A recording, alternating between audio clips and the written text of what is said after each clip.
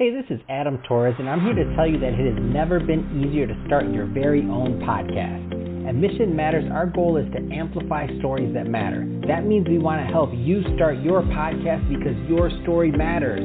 We can do this in 3 different ways. 1, join our podcast school and take a free or paid course. 2, visit our resources page where we've already figured out what you need, such as where to host your podcast. Or 3, heck, we can even do everything for you through our podcast agency, including editing for cheaper than you can do in-house. Oh, and no contract, service is month to month. Get started by heading over to missionmatters.com and click on Start a Podcast. All right, now let's get into the show. Hey, I'd like to welcome you to another episode of the Mission Matters Business Podcast, your source for all things business. My name is Adam Torres. You can follow me on Instagram at AskAdamTorres to keep up with my book releases, book tour schedule, signings, all that other good stuff. Always love to connect with you there. And as always, if you'd like to apply to become a co-author of one of my upcoming books, just head on over to the website, missionmatters.com, and click on Become an Author to apply. All right, so today I have Desmond Clark on the line. He's co-owner and VP over at The Insurance People, and he's also author and keynote speaker over at Dez Clark Speaks. Desmond, welcome to the show. Thank you for having me. All right, so exciting in today's topic. So we're going to talk about principles of winning. Lots of business owners, entrepreneurs, and executives listen to this show today, and we all want to win. So I'm excited to get your insight on this. But before we do, just to give everybody a little bit of your background, tell us a little bit more about how you got started in your career in business.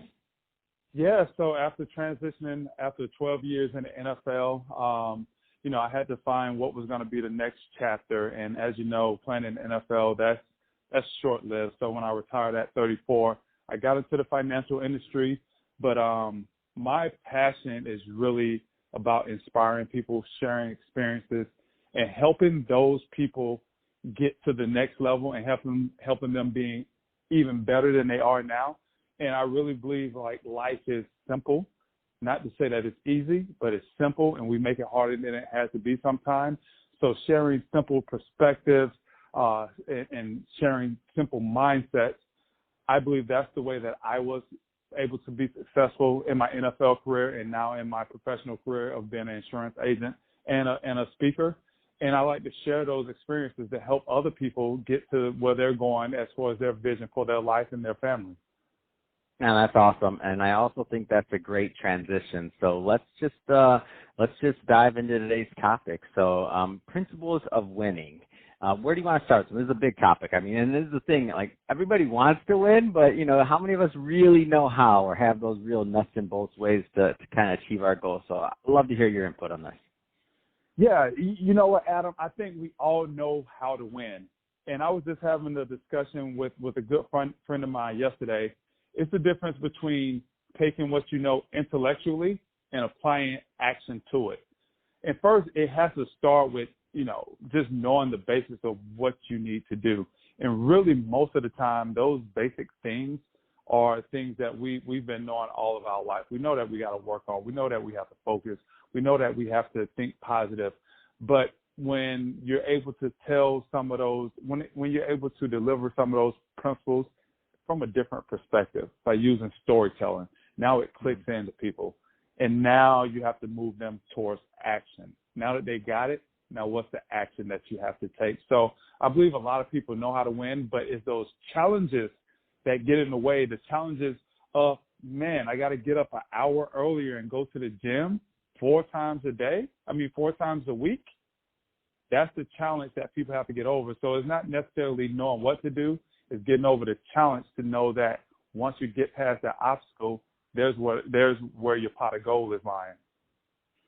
What do you think are some, and I know this is going to change, by the way, from person to person, from situation to situation, but what do you think are some of those, like, common things that just kind of hold people back? Because like you said, intuitively, nobody wants to lose.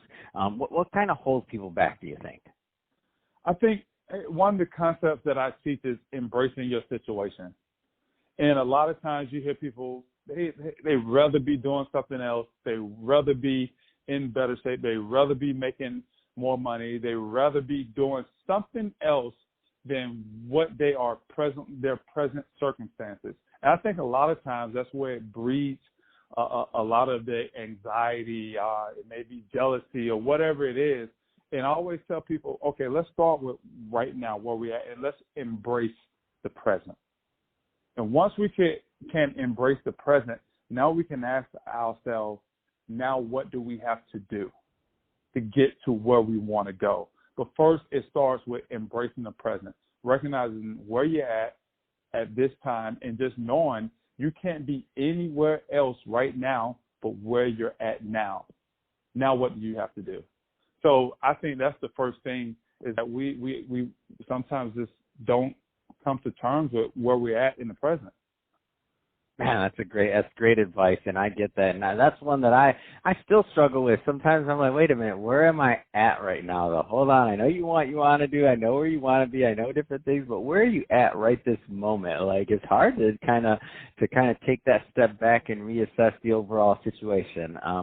So Desmond, I wanna give, and again, in a 10 to 15 minute podcast interview, we're not gonna solve everybody's problem, but I do want to give my audience maybe some tools, or a tool, I should say. Like, what's something that the listeners that are listening in right now can do, like today? I'm a low hanging fruit guy. I'm like one of those. If you start a little bit, you might have a little bit of baby success, and then maybe you could build on that. So that waking up multiple times a week. I'm just trying to go once at first, please, and let me do that up 2 weeks in a row. What's that low hanging fruit that people can start thinking about working on today? Right, and that low hanging fruit is start to build relationships, and the way that you can build relationships, people are not mind readers. I mean, I guess there's some out there, they say. I'm not, whatever. Exactly. So you have to start to tell people what it is that you are trying to accomplish. And it just puts yourself out there. But when you start those relationships, you also have to add value to those relationships. So now you got to be curious about the other person also, as you want them to be curious about you. Because in a relationship, if you can add value, you become more valuable. So I think this world revolves around people and relationships. There is nothing that happens in this world without a person being some type of way connected to it. So the more people you can know, the better relationships you can have, the more you're going to be able to do in this life. And you know this, Adam, great teams are what win championships. You don't win championships by yourself. Even in the sports where there's one tennis player, that tennis player has a coach, a nutritionist, trainer. That player has a team of people around him. So it's the same thing in life.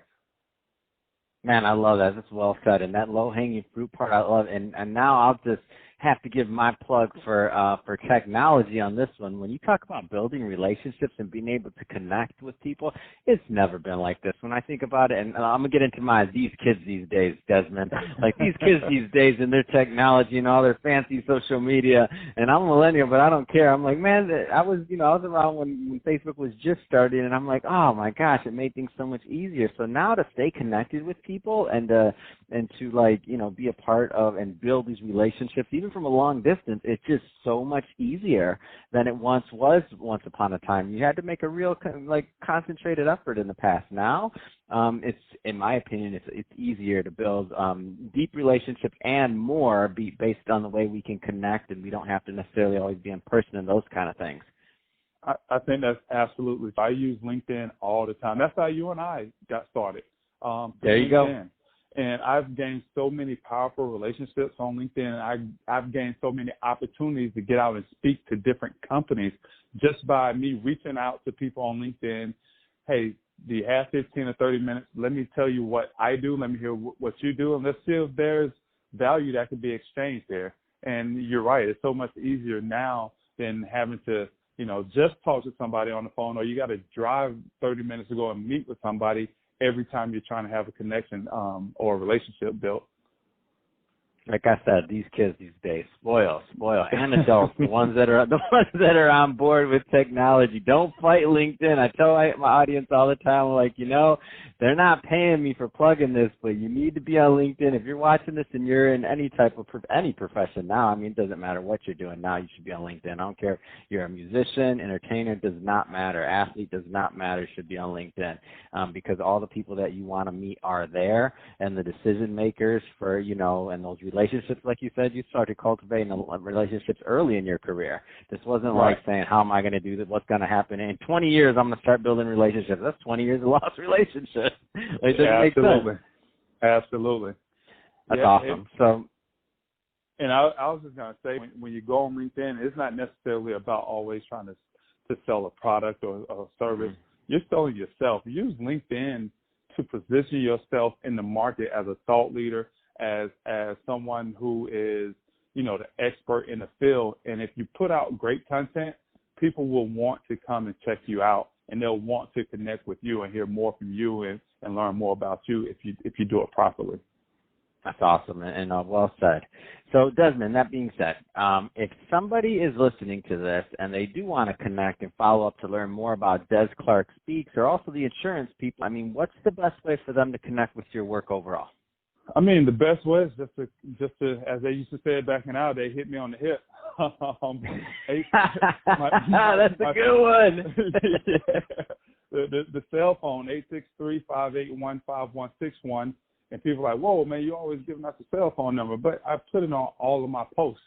And I guess the other best way is to follow me on the social media outlets like LinkedIn. And you can just look me up, Desmond Clark, on there. Instagram, Dez Clark 88, and that's Dez Clark that's D-E-Z, Clark 88. Same thing on Twitter, Dez Clark 88. Or just go to my website, www.dezclark with a Z. Speaks, DezClarkSpeaks.com. Oh, man, you hit us with a hit me on the hip. I haven't heard that one in a while, and what a great episode. I've done almost 3,000 episodes, and this is my first hit me on the hip. I love it. This is good. Yeah. Taking it back to the 90s. I'm in. What's that number one more time? They probably didn't have time to write it the first time. What's the number one more time? Yes, sir. 863-581-5161. Fantastic. Well, Desmond, awesome having you on the show today. Appreciate you sharing your insight on what it takes to win. And to the audience, as always, thank you for tuning in. Hope you got a lot of value out of this. If you did, don't forget to subscribe to the podcast, leave me a review on the Apple iTunes store. And if you're watching this on our YouTube channel, Mission Matters Business, definitely give us a subscribe there, but also leave us some comments in the video. Love to know what kind of projects and things that you're working on. And Desmond, thanks again for coming on the show. Thank you, Adam, for having me.